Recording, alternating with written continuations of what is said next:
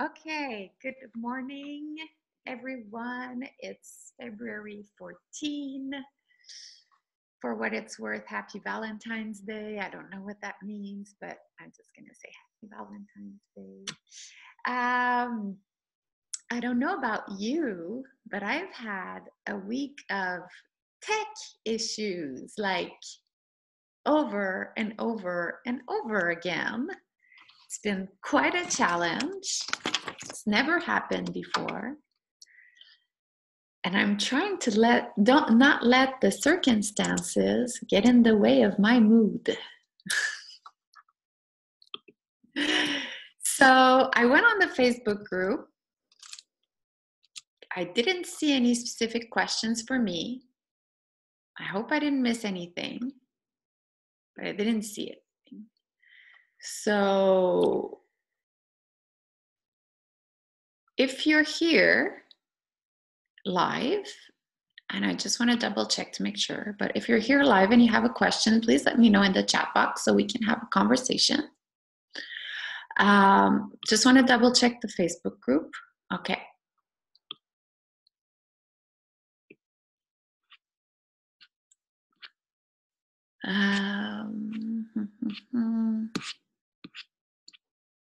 Okay, no, I think I didn't miss anything. So let's start with you, Kathy, and we'll go with Daxa. Anybody else who has questions, just let me know. Where are you, Kathy? I can't see you. Oh, here you are. Okay. Hi. Hi. So my question is this. Happy Valentine's Day. That's not my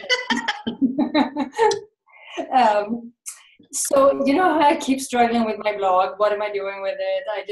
And we had talked about, doing like blogging about interior design and stuff, but I don't even have a permanent home at this point, so it just doesn't feel authentic to me to do that, because it's not like I'm going to go out and buy curtains, because what am I going to do with them? Put them in storage.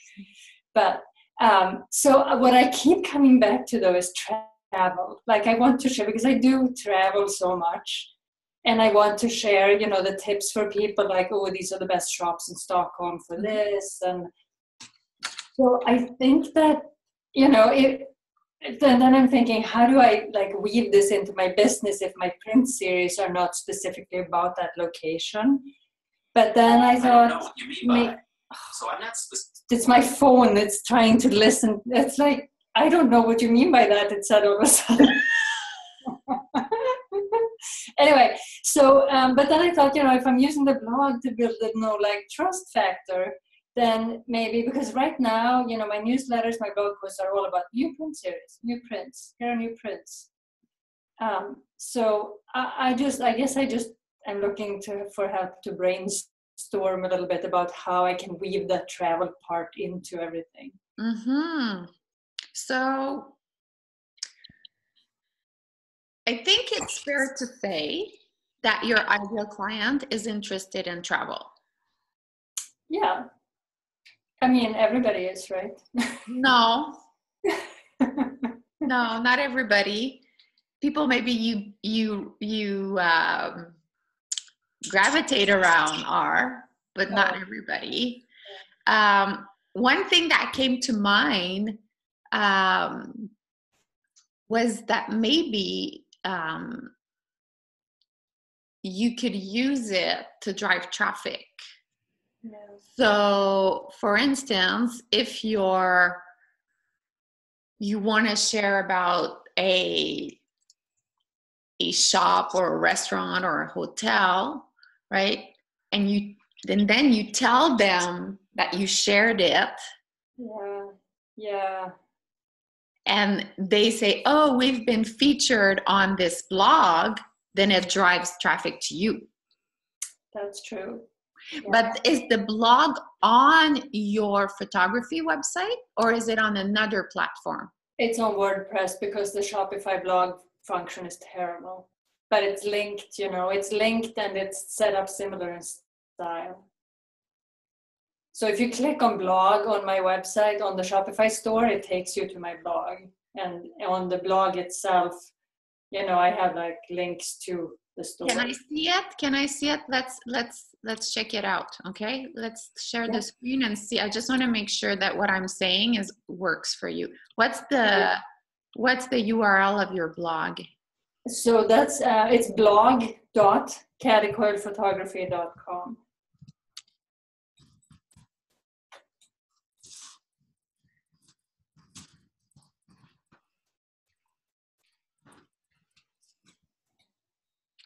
Okay, I'm gonna share my screen just so we can have a look. Just so very slow today. Everything is slow.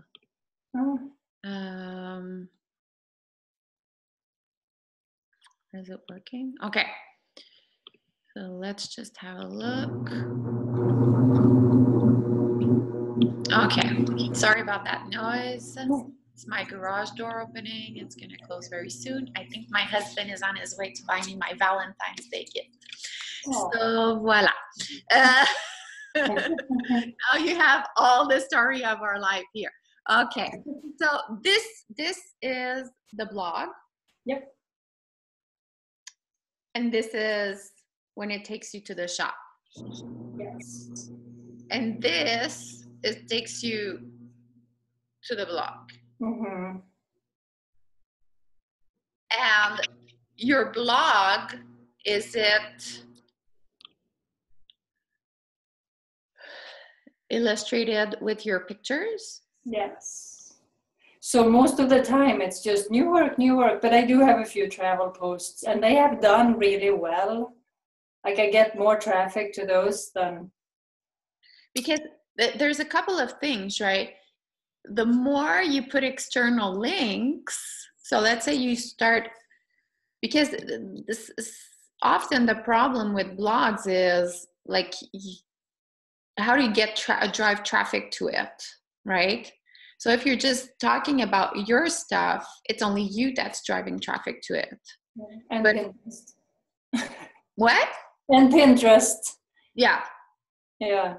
But if you're using it and you're talking about, you put links to partners and things like that, like a shop that you liked or a restaurant or a hotel or a place you discovered, and then you take the time to reach out to them to let them know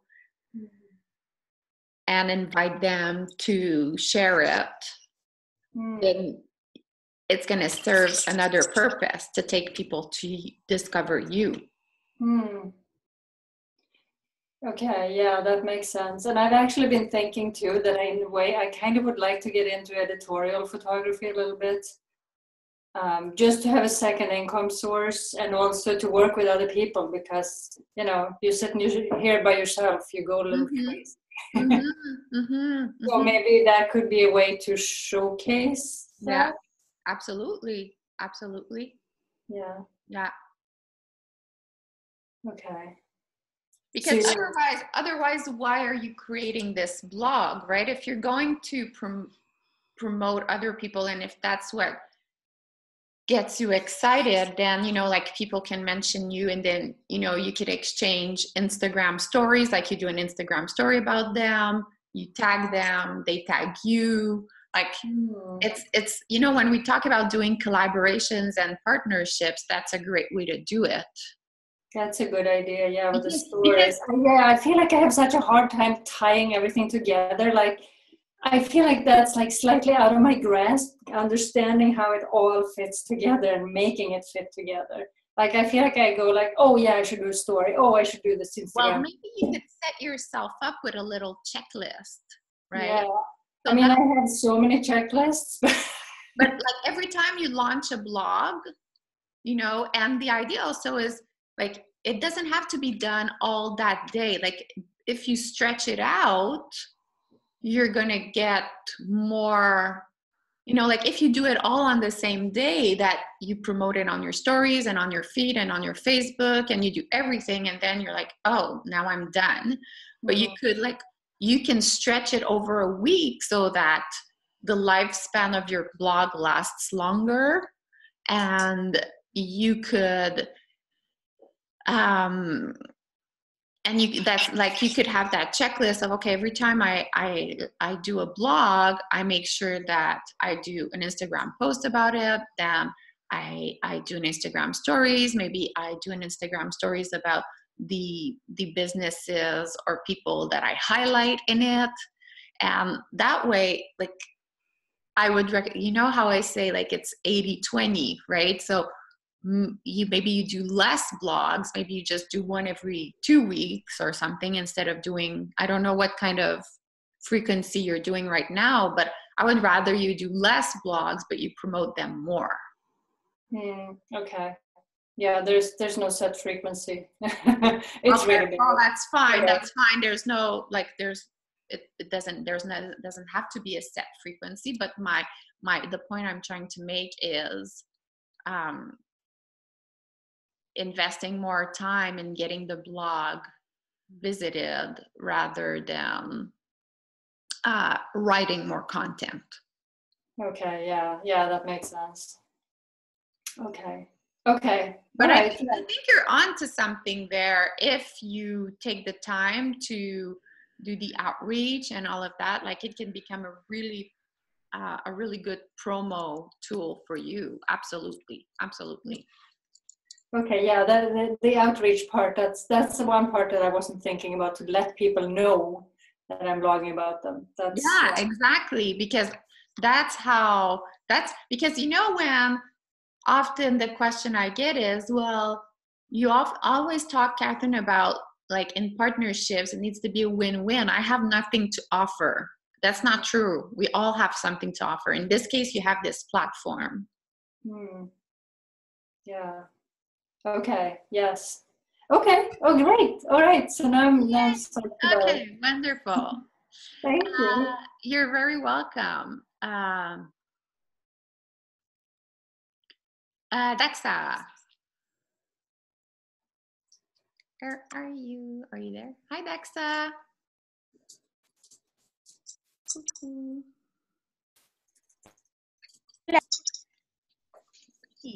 Hello. Hello. Hello. Can you hear me? Yes, now I can. Oh, super. I'm trying to start the video as well. There you are. Sorry, I look very tired. How are you? Great. How are you? Great. Okay, I have a general question. Well, I don't know whether it's general. It's quite specific, but it's general as well. I'm quite astounded by the amount of time it takes me to do certain things like blog writing and all the things for the website and MailChimp and Really? yeah, I'm really astounded at how long it takes, and I'm thinking about things all the time, and so then, I'm not just sitting down and say, right, what do I do now? That's ongoing, and I'm taking notes. So I have my ideas, and then I start working, and I just find it extraordinary how long it takes. And I don't know whether I'm comparing it to when I was younger and sort of learning new tools and skills.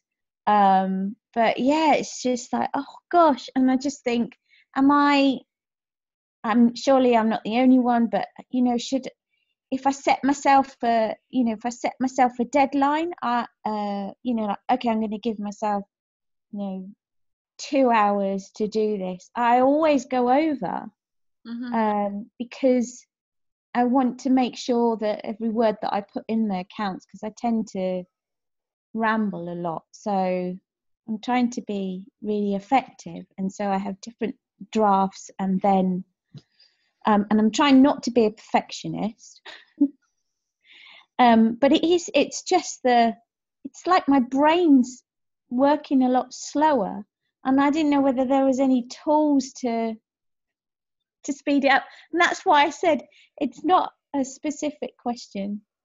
It's just a general, and I don't know whether it's just because these tools are all new and I'm writing in first person for the first time. and so it's going to take me a while to warm up. I don't know, and how other people feel as well. So, well, okay, a couple of things, and okay. others can jump in if they want to. I've yet to hear anyone tell me, hey, this marketing stuff is easy. It's not taking any of my time and I'm getting a lot of results. Like I've yet to hear anyone say that. So obviously, I mean, it takes time, and especially when you're learning something new, you know, it's getting used to it. You can't make every word count because you're going to go crazy. I had a conversation yesterday in my French group with a lady who used to be a marketing brand manager for a very well-known makeup brand.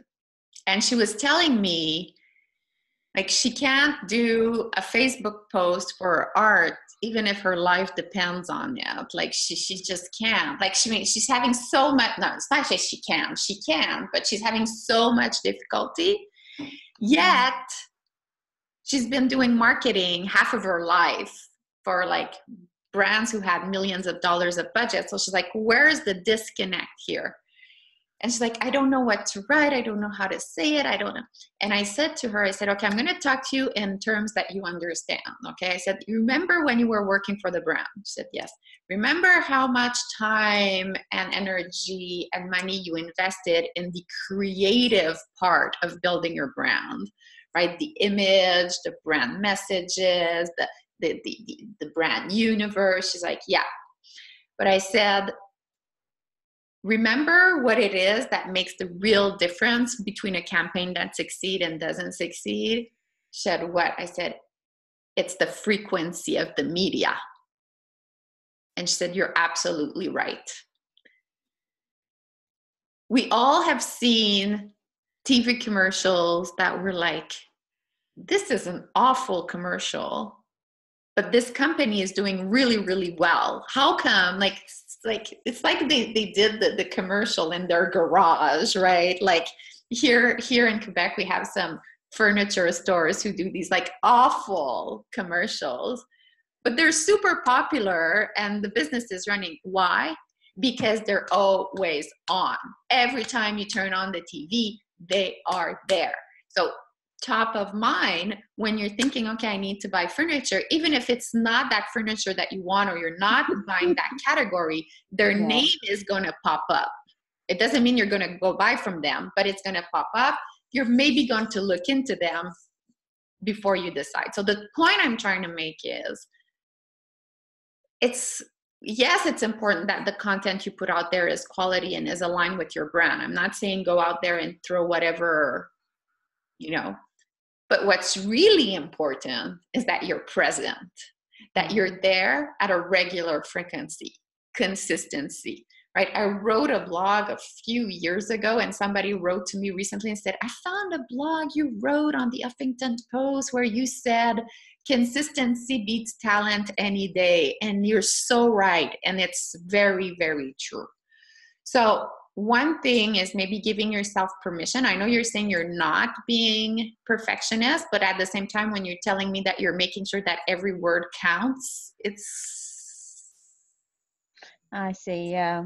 So what I want you is to just practice putting stuff out there, even if it's not perfect, just so that you practice just doing it. The other thing is how you organize your time. So if it takes you a really long time to get into the flow of writing, then I suggest you batch your content, right? That when you're writing that blog or that newsletter, then at the same time, maybe you write 2, right? Or 3, because once you're in it, and probably if you take that one newsletter and if you think that it's too long, it's probably because you could break it down in 2 or 3 blogs. And that's something I've done often with my clients who send me blogs and they're like, I can't cut it down anymore. It's just so long.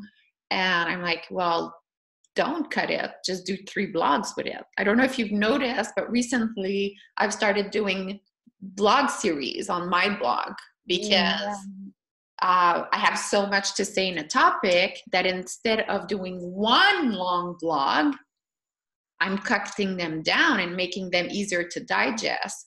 And it's not taking me and my team longer to create. They're actually better because we give more value without them being 2,000 or 3,000 word long blogs, which nobody's ever going to read in their lifetime. Right? So maybe you write the blog and you're like, oh, this is way too long. So instead of spending another hour try to cut it down because you feel that it's too long, right? You're like, well, maybe I can just do a 2-part thing and it's going to serve me for 2 weeks or 3 weeks. Well, what I did was I limited myself to 360 words. So it's called Everything and Nothing 360, and it's a degree because then it sort of links to the, and that's helped.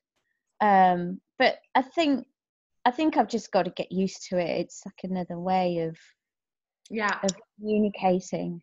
And all MailChimp stuff as well. It's I didn't feel confident just going straight into MailChimp and typing away, and so I wanted to create something on Word first, and before then I was writing it on paper. So it's but now I suppose, but yeah, I'm just seem to be so surprised at how long these things take.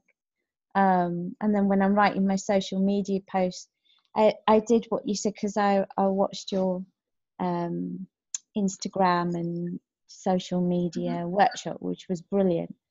And I batched all of my because I do a monthly 7-day Instagram challenge, and so I wrote those all up. But I'm still surprised at how long it takes. But maybe I've just got to be a bit more patient with myself and just say, for now, it's just going to take me a little bit of time. I just wanted to ensure that I wasn't, I don't know, being too precious, because I'm really feel like I'm trying not to be precious, and that I'm trying to be effective as opposed to making every word count. I'm trying to be effective. Maybe I just need to not be effective and just do it. Yeah, I think I like what Leveline said in the comments. Like, I give affirmation, or I give myself permission to slow down, take my time, and do everything with love. I mean, what's the big hurry? Like, we're all gonna get to where we need to get in due time. There's always plenty of time to do whatever needs to get done. Like, I'm going through something really shitty that's just breaking my schedule right now, and I have no freaking control over it. And I was very upset for 24 hours. And then this morning I was like, but Kat, you set your own deadlines.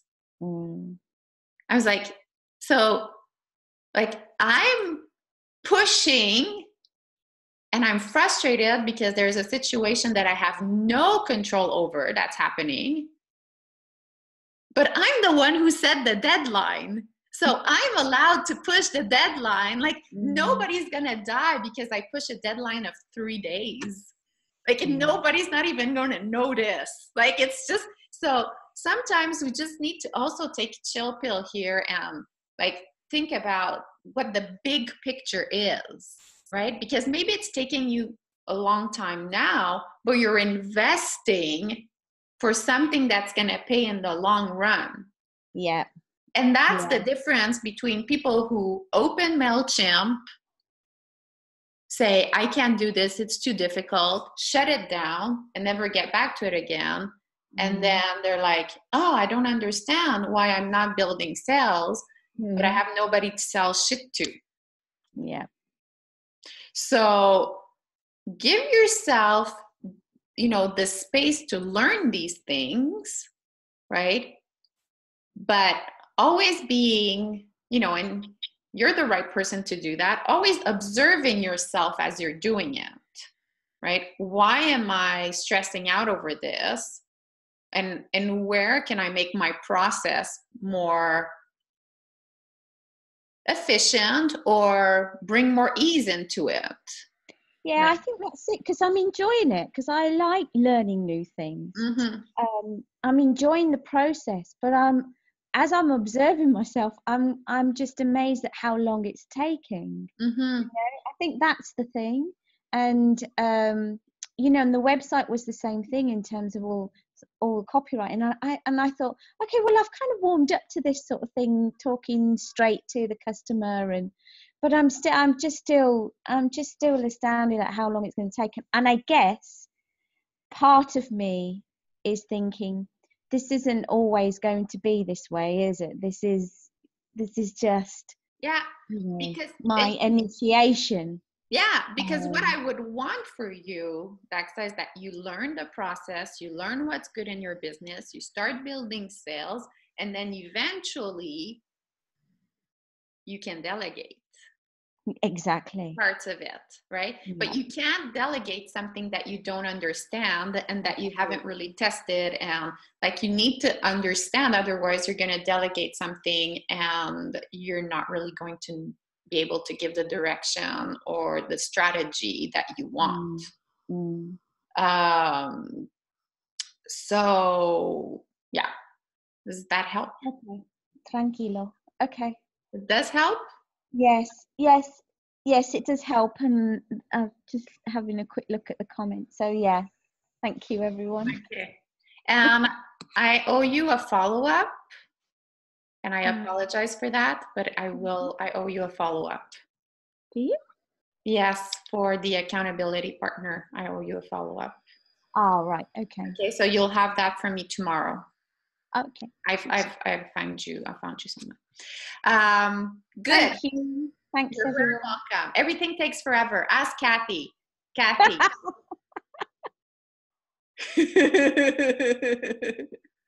But yes, but you've gotten so much better, Kathy. So much. Yeah. Wonderful. Okay, Loveline. Lovely. Hi.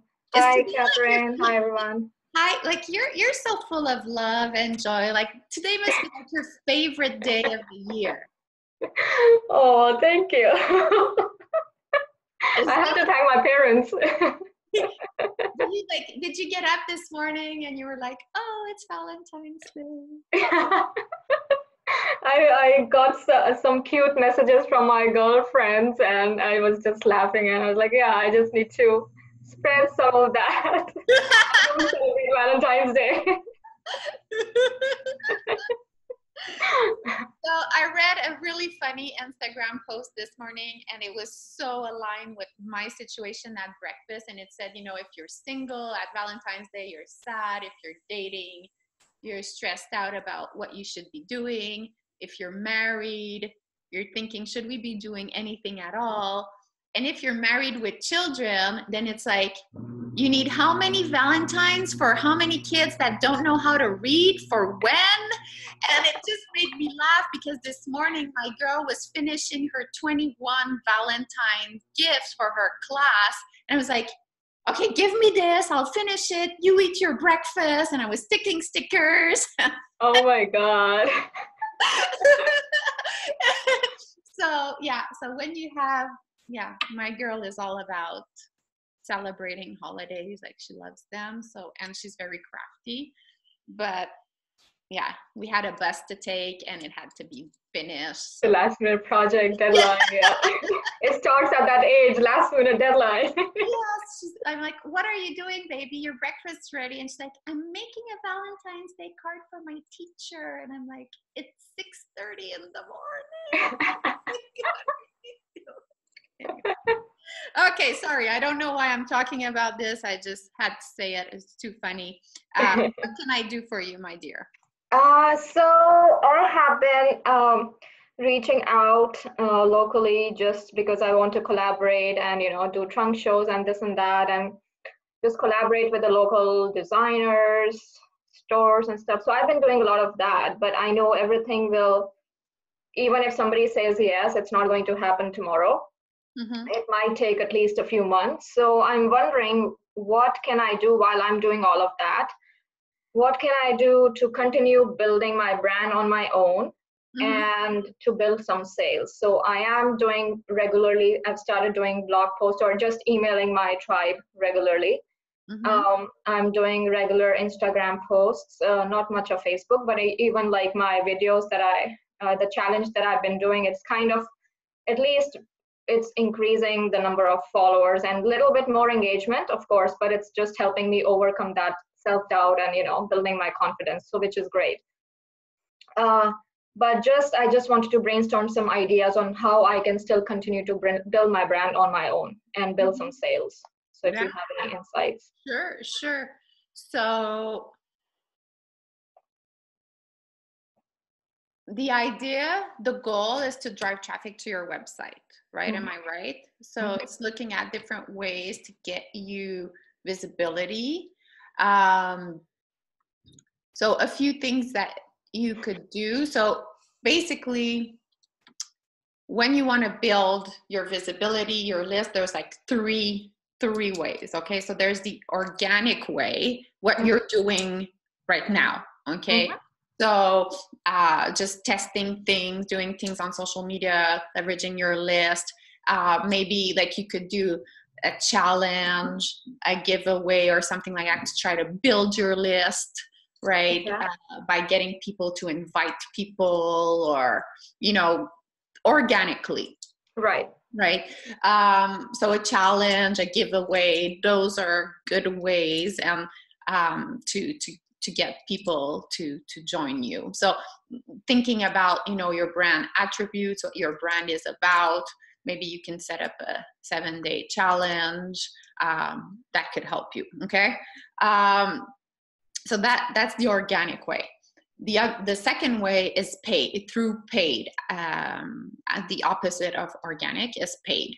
So maybe you could try and, use one of your blogs that's been working really well and, boost it, test a small ad. But at the end of make sure though that if let's say you try a blog and you boost it and you try to get more people, that you have a way to capture email. So maybe at the bottom of your blog, you have an opt-in offer, or let's say you have that challenge and you put it that it's linked to your blog, something to continue to sign up, right? So because just like putting an ad for, let's say your clothes, it's probably going to cost you more than running an ad to a blog that you can then get signups and then sell them something. Got it. Yeah. I could be wrong, and you could do different tests. With Instagram, I think you can start at $5 a day. To get results, you should do at least 5 or 6 days because of the algorithm. So, with $50, you can get an idea of, is this working or not? And then the third way is like third-party partnerships, visibility through partnerships or third parties. So again, let's say we take the example of the challenge, then maybe you do it with other people, right? You do it with let's say you bring in influencers or other friends that you ask them to join you in that challenge. So they promote it in their channels and it sends you people. PR, I put PR in that category. So, you have a very strong message. I think it would be worth it for you to start maybe preparing key messages around your story and what's interesting about it. And you could, start a list of podcasts and blogs that you can pitch to and get some visibility, get them interested. If you have some free resources, that's also something that there'll be, or your blog, right? They'll be interested in reading, and then they can interview you, and then in the show notes, they'll drive traffic to your website, right? So that, like, in terms of PR, and maybe even looking at very local community press, right? Because in the tiers of doing PR, before you get, a one page in the New York Times, you need to look at what you can do at a more influencer community and online publications, right? So maybe you can even look at some micro influencers that would be interested in, like I said, maybe doing something, a challenge with you, or just promoting what you do before you go into the, super influencers that have because the bigger influencers, they've stopped doing things in exchange for products. Like you need to really do a full on pay them basically. But smaller ones could be interested because it could increase their visibility as well if you do something together. Because maybe you could do like a joint challenge and you share the list at the end, right? So when you're thinking and you're brainstorming about how to build that visibility in your brand, I would say those are like the three ways, pillars for you to brainstorm and say, okay, maybe I'm not ready now to invest money, but I'll invest time, because it's always the trade-off is always money or time, right? If I'm not willing to put in the money, then I need to sit down and look at, go through podcasts. And that's something that you can do. Like, if you're like, I don't have time to look through podcasts. Well, that's a really great Instagram post. Say like, what are you listening to? Like, you want to know, and then maybe get ideas. And when you go on podcasts, then at the bottom, they say like, people who like this podcast, like these podcasts as well. Right. And by the time you know it, you have a list of 50 podcasts that you can pitch your ideas to, and I can help you with that part. Once you know what it is you want to pitch and to whom, then we can structure the pitch to make it impactful. But like when you're thinking about it, that's like the three different pillars that I would consider. Okay, that sounds good. And I still need to watch your PR workshop. So I guess I'll just think how I can organically even do a challenge or giveaway or come up with some ideas to just attract, and then look into others. And that's that. And one more question, follow up on that. The micro influencers, where do you find those? I mean, how do I find people? Is it just locally? They say a micro influencer is someone who has under 15,000 followers. So between 5 and 15. Okay. So that's how, but again, it's not just about how many followers they have, because you can buy followers. Right. It's the engagement and how they are. Exactly. So maybe it's someone that doesn't even consider themselves an influencer. Like, I've had someone email me recently to promote their product on my Instagram, and I was like, I don't consider myself, like, it's not a segment of business that I want to develop, like promoting on my Instagram. But I was like, yeah, it's true. Like, I have a lot of followers. I could be doing it, but like the person wanting me to promote a travel app, I'm like, you don't even know what I do. Like, this just makes no sense for you to promote a travel app. But a good way to know is if they have engagement. Like, if you go, let's say on my Instagram, well, you'll see that my posts have comments. So the people that follow me are actual real people. But sometimes, often you'll see this. A good example, and I'm sure it's all happened to you. You get a message on Instagram from an account that says, for $10, we'll promote your art on our Instagram feed. And you go, and they have like 100,000 followers, and you're like, oh, for $10, of course I'll do it. But then you look at all their posts, and they have 0 comments and like 20 likes. And yes, I've come across it.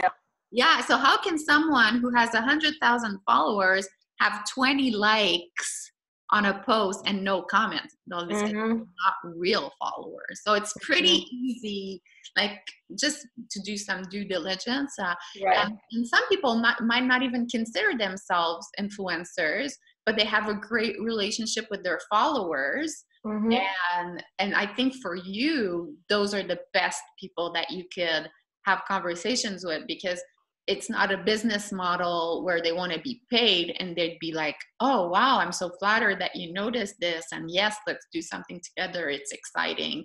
Mm-hmm.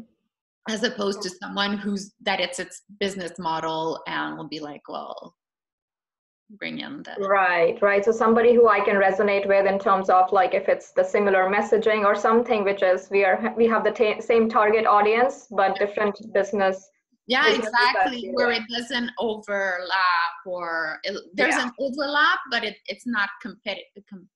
Competing with each other. Got it. Yeah. So I'm thinking like someone who might even like have a natural based cosmetic line, right? Or jewelry, or something like that. So like you're talking to the same people, but there's no competition between what you're doing, what they're doing. Got it. One last thing. So I emailed one of the local, I think probably it's a magazine, Natural Awakenings, which is very holistic and they talk about different things. So I messaged the guy who's handling the Houston one. So because there was a issue coming in a couple months that I was interested in, and he said that I can't really pay for the freelance writers, which I wasn't even expected to, being expected to pay. I just wanted to get my name and article, something related to art and art therapy and how you can use art to basically relieve stress. So I just want to, is this something that I should pursue, because I could still write an article and send it and, just have it published in the magazine. It's a holistic magazine, local. Natural Awakenings, and it is like all over the country. Every city has their own local issue. And they're offering you the possibility to write an article and it's going to be published in there and it's not going to cost you anything. And you're asking me if it's a good idea? I guess I got the answer. Well, I was waiting for the catch. Like even Edward was like listening and trying to see what the catch was. So, I still have to ask if I need to pay, but he said that, hey, I'm interested in yoga, somebody who's doing yoga and this, but I can't honestly pay for any freelance writers right now. So I didn't respond, but I was like, yeah, I wasn't even expected to be paid for it. It was just to get my name out there. That's my purpose. So I think that's something I should still, so and it's a magazine that I always pick up and go through. I love that magazine. Yeah, and just make sure that, well, you can say, oh, well, okay, I understand that you can't pay me. If I write something, would it be okay then that I put my website there, or maybe an image or something like that? And so try to make it feel like you're doing something for him. Got it. Okay. And then exactly, Edward's right, like adding an image or something like that, and then making sure that you leverage it when it comes out, right? So take a picture of it, put it on your stories, tag them so that they tag you, because if it's in like multiple cities, maybe it won't be in all those cities. So absolutely, and you put it in, you put the press in your blog, and really it's all about leveraging it as much as possible in all your channels. Okay. Because it's good for your credibility too. Like you can then on your website, you can put like as seen in, like once you have a few, you put those on your website. So it's good for credibility as well. You're increasing traffic to your website. Okay. Awesome. Thank you so much. I won't take much of your time. Yeah. Hey, wonderful. Well, let me know if you need support as you're doing the outreach. Okay. Quick follow-up question by Kathy. If anybody else has something, just let me know. Let's do this, Kathy, and then. Okay, ready? Yes, ready. Always ready. So with this travel thing, so I have like free shipping from my email sign up for my shop. Nobody signs up. People buy stuff, they still don't sign up.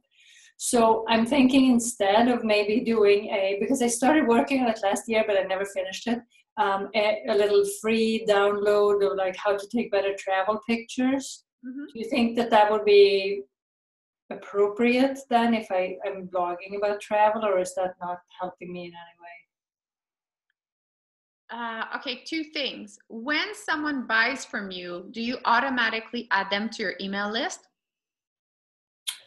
No, because most of my sales are on Etsy and you're not allowed to there. Okay. But you said the people who they buy and they don't sign up for the free shipping. Yes. You still add them? No. Your clients are allowed. But are you? You are? I thought people had to sign up for you to be. But not your clients, because it's kind of normal that you're able to follow up with them. Oh, okay. So, okay. I guess I have to break Etsy's rules there then. Oh, well, for Etsy, I don't know. I'm talking about people on your website. Oh, okay, Etsy, yeah. You don't even, with Etsy, you don't have their email address. You do. Oh, you do? Yeah, you do. Oh, I thought you didn't have access to their email addresses, but you're not allowed to use it. Right, you can communicate with people through Etsy about the order, but you're not technically allowed to do anything outside of Etsy, although sometimes you have to because people don't always check, their messages there. So I have a few times emailed people outside where, in my regular email where, the order has been held up because I need their answer on something. Yeah, I'm not specifically talking about Etsy because I know that Etsy is particular, but people who buy from you through you should be added to your email list. Now, taking pictures, like, I don't know, you need to test it, but I would be more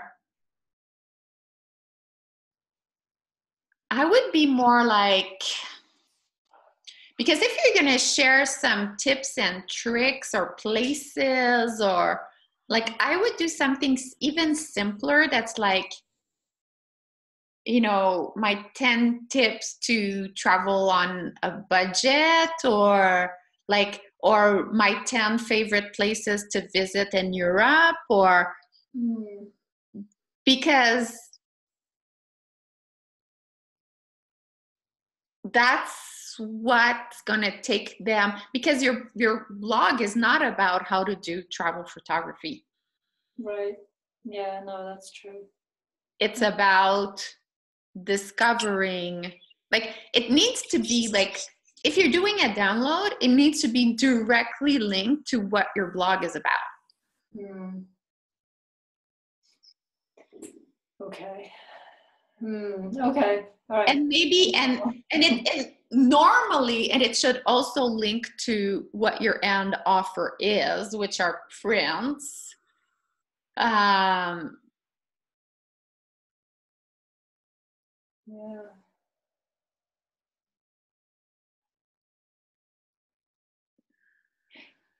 So like, maybe it could be like 10 ways to make your next trip memorable, or something like that. And then at the end, it could be an offer around like,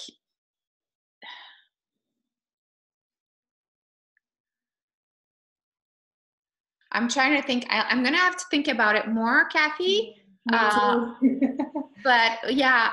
because usually what I do is I reverse engineer the end offer. So the end offer is your print photography. So how can you make it that like the next step is to buy your photography? Okay.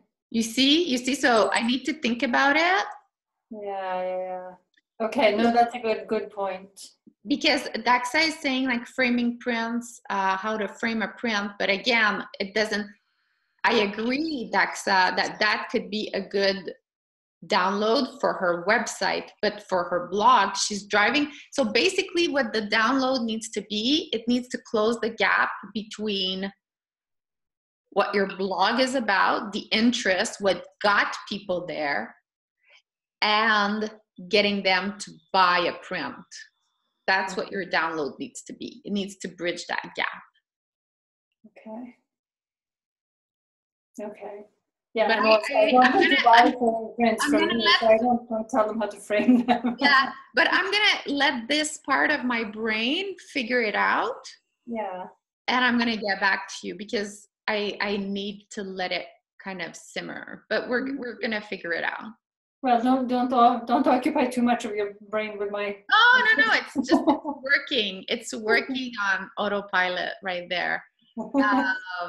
Okay, thank you. Yeah, I need to think. But like exactly, like capturing what they love about travel. Like maybe yes, the travel photography one works, but yeah, how does that make them buy a print? Yeah, that's a good point. Really good point. Because like the tips for the photography would work well if you, let's say you had a course on how to do photography. You know, or if let's say you had an offer around you know, like the website Fly Photography. So let's say you're in Portugal and you're available to, like, I'm on vacation in Portugal and I can call you and you'll come and do some memorable pictures of us. Oh, there's a website that does that? Yeah, it's called Fly Photography. Oh, interesting. So let's say you are planning your travels and you're in Lisbon for 3 months. Then you have like a download on how to do, you know, best, you know, how to make the most out of your holiday photos. And then, you know what, still prefer to have someone take good pictures of you, you know, hire me to come and do a photo shoot. Like, then it works. Yes, I see what you're saying. Yeah. Okay, yeah, this is going to take some brainstorming. So, yeah, I still need to think about it. Me too. Okay. Yeah. But, no, that's a great point, though, to and did you try, instead of giving the free shipping, did you try 10%? Yes, that was my original offer, and that didn't work either. And at that time too, my prices were so low that I really couldn't afford to do 10%, and that's why I switched to free shipping.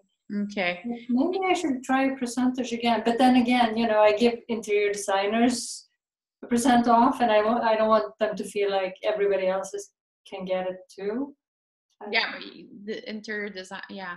But it's, yeah, but, and also like your free shipping, it's a pop-up. Yes. When does it pop up? It's I think after 5 seconds on the site, and then there's a tab too that you can click, you know. And I've been thinking that because I get, you know, the reports, people put things in their cart and they never check out. So I have an email sequence set up that goes out to people in abandoned carts. Saying, you know, I saw you put something in your cart, I'd like to offer you free shipping, and it still doesn't work. Wow. Okay. Yeah. I don't know why. I'm surprised. Yeah. Okay, well, let's think about it. But okay. Yes. Think about. Thank you. Okay, no problem. I see that our time is up. Anyone that I haven't spoken to who had a question or something for me before we go? Going once, twice. Okay. As always, I will be on the Facebook group, so don't hesitate to reach out if you need me. And yeah, wishing you a happy day, and I will see you all soon.